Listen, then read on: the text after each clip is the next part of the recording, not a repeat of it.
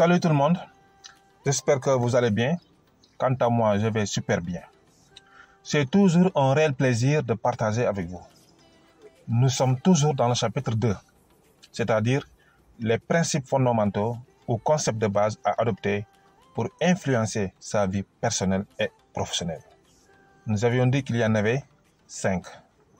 Pour rappel, le premier principe, c'est se fixer des objectifs. Deuxième principe, il faut savoir qui écouter, c'est-à-dire il faut bien choisir son environnement psychologique. Aujourd'hui, nous allons parler du troisième principe. Je vous rappelle que tous les principes sont liés. Donc, troisième principe, c'est d'avoir un bon indice d'enseignabilité. Il est divisé en 2 variables. Première variable, avoir la volonté d'apprendre. Cette variable nous montre que nous ne devons pas être victimes du syndrome de la destination. C'est quoi ce syndrome? C'est de cesser d'apprendre. Beaucoup de personnes ont mis fin à leur évolution en cessant d'apprendre. Nous devons nous surpasser. En d'autres termes, nous devons apprendre plus pour dépasser le niveau auquel nous sommes et créer une autre situation afin d'obtenir plus que ce que nous possédons actuellement.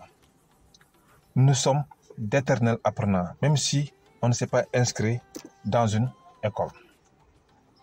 Beaucoup de personnes peuvent dépenser beaucoup d'argent pour s'habiller et se nourrir. Montres, habits, nourriture, chaussures. Ces mêmes personnes ont du mal à débloquer de l'argent pour nourrir la partie la plus importante de leur être, c'est-à-dire leur esprit.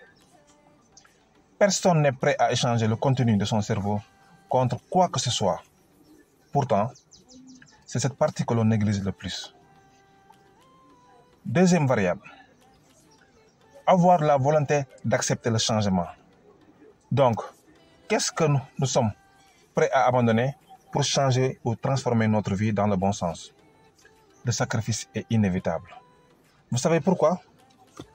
Parce qu'il n'y a jamais d'évolution sans involution. Nous devons parfois sacrifier notre temps, écourter notre sommeil, parfois même accepter la solitude pour réfléchir sur l'orientation à donner à notre vie.